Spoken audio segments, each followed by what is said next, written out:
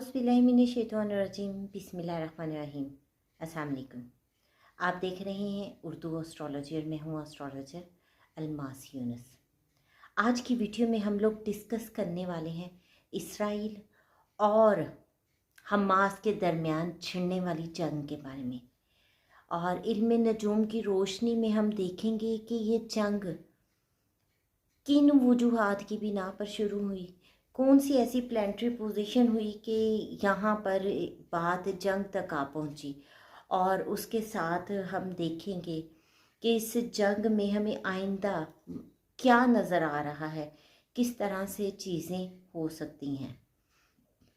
तो सबसे पहले अगर बात की जाए इसराइल के चार्ट की, तो उसके चार्ट को भी मैंने बड़े ही डिटेल के साथ रीड किया। उसके बाद हुरैरे चार्ट, जिस वक्त पहला अटैक किया गया, उसको डिटेल से रीड किया। और इसराइल के वर्षफल यानी सालाना जायजा, एनुअल चार्ट जिसे आप कहते हैं, तो उसको भी रीड किया गया। उसके बाद मैंने कुछ प्रेडिक्शंस बनाई, कुछ नकात बनाए, तो उनको बड़े ही डिटेल के साथ आप लोगों के साथ डिस्कस करूँगी। तो अपनी वीडियो का आगाज़ करने से पहले आप लोगों को कहना चाहूँगी कि अगर अभी तक आप लोगों ने मेरे चैनल को सब्सक्राइब नहीं किया तो सबसे पहले इसको सब्सक्राइब कर लें और बेल आइकन को प्रेस कर दें ताकि मेरी आने वाली वीडियोस की नोटिफिकेशन आप लोगों को रिसीव हो सकें।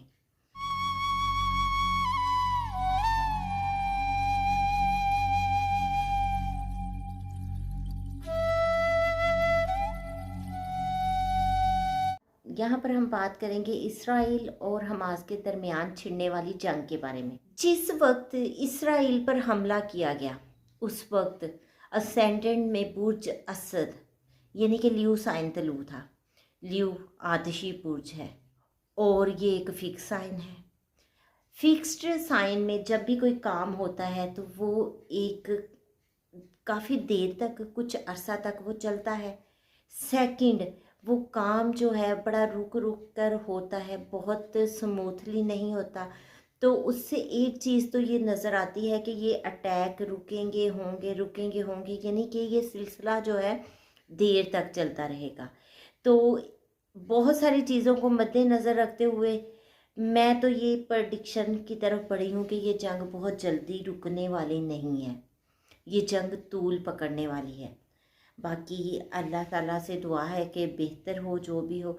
और एज़ अ मुस्लिम हम लोग मुसलमानों के लिए, हमारे जो मुस्लिम बहन भाई हैं उनके लिए एक जज्बा रखते हैं, हमदर्दी रखते हैं और हम नहीं चाहते कि बहुत ज़्यादा नुकसान हो। लेकिन सियारदान की रोशनी में चीज़ों को मैंने जिस तरह पाया वो आप लोगों के सामने बयान करूँगी।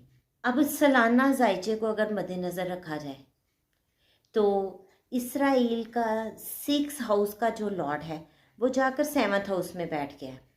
अब छठे घर का हुक्मरान जब 7वें घर में जाता है तो वो लड़ाई झगड़े, दुश्मनियाँ और जंगो जदल की तरफ इशारा करता है। यहाँ पर बहुत सारे चार्ट्स में देखा गया, स्पेशली पाकिस्तान इंडिया की जब जंग्स हुई तो उन चार्ट में 6 का लॉर्ड जब 7th में आता था तो या 7th का 6 में जाता है, इन दोनों का आपस में कोई रिलेशन बनता है तो तब सरहद पर जंग की सूरत हाल बनती है, कुछ झड़पें होती हैं और इस तरह की सिचुएशन देखने को मिलती है। फिलहाल तो हमास अटैक कर रहा है, लेकिन मैं देखती हूँ कि 15 अक्टूबर के बाद इसराइल पावर में आएगा। सेकंड जो सिचुएशन मैंने देखी कि इसराइल के चार्ट में 10th हाउस का लॉर्ड राहु के चुंगल में आ गया है। अब यहाँ पर उनके नाम को तो वो ख़राब करेगा, लेकिन दूसरी तरफ वो इशारा करता है कि उनके हाई ऑफिशियल्स जो हैं वो रिज़ाइन कर सकते हैं। इंटेलिजेंस के जो पर्सन्स हैं, हाई ऑफिशियल अथॉरिटीज़, वो रिज़ाइन कर सकती हैं, वो चेंज हो सकती हैं। उनमें मतलब किसी ना किसी तरह से रद्दोबदल आपको देखने को मिलेगा। जनवरी से मार्च के दरमियान कुछ जंग में समझौते की, कुछ डील की या जंग रुकने की तरफ इशारा नज़र आता है। उसके बाद हम देखते हैं कि 31 अक्टूबर को राहु ट्रांजिट कर रहा है और जब राहु ट्रांजिट करेगा तो वो इसराइल के चार्ट में 4th हाउस में जाकर बैठ जाएगा। अब राहु का ये ट्रांजिट और अगले 18 महीने भी इसराइल के लिए काफ़ी परेशान कुन होंगे। इस ट्रांजिट की वजह से उनकी अवाम बुरी तरह डिस्टर्ब होगी, अशिया खुर्दोनोश की किल्लत हो सकती है, और कोई वाटरी साइन में होने की वजह से कोई वबाई मर्ज फूट सकता है।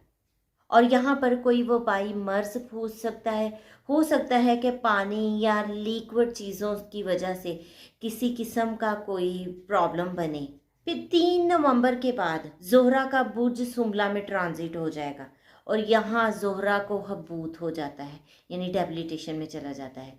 अगर इसराइल के जायचा पैदाइश की बात करें तो इसराइल के असेंडेंट जो है वो लिब्रा है, ठीक है, और उसका लॉर्ड टोरस है। जब वो हबूत में जाएगा तो इसराइल के लिए मज़ीद परेशानियां बढ़ाएगा। अगर इनके वर्षफल की बात करें, 11 हाउस में केतु बैठा हुआ है और 3rd हाउस में सैटर्न उसको ट्राइन दे रहा है।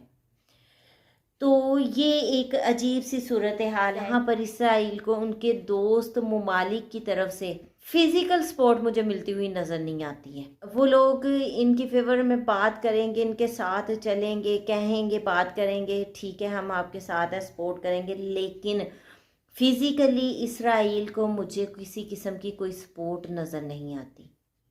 अब इन तमाम वजूहात और बहुत से मज़ीद पॉइंट को मद्देनज़र रखते हुए मुझे ये नज़र आता है कि इस जंग में ज़्यादा नुकसान इसराइल का होने वाला है और इसराइल इस मंथ के एंड तक कुछ हद तक तगोदो करेगा, मुफाहमत की तरफ जाएगा, कोई मुफाहमती पॉलिसी अपना सकता है, लेकिन ये जंग बहुत जल्दी रुकेगी नहीं। बाकी ये एक मेरी इल्मी राय है। अल्लाह ताला से दुआ है कि ये जल्द अज जल्द सिलसिला रुक जाए और मुसलमानों के लिए आसानियाँ पैदा फरमाए। एज अ मुस्लिम हम लोगों के बहुत सारी हमदर्दियाँ, हमारे इमोशंस उनके साथ जुड़े हुए हैं और दुआ को भी हैं कि जल्द अज जल्द ये सिलसिला रुक जाए। बाकी इस पर मज़ीद अगली वीडियो में बात करूँगी और बहुत सारे पॉइंट डिस्कस करूँगी। फ़िलहाल के लिए इतना ही, इजाज़त चाहूँगी। अल्लाह हाफिज़।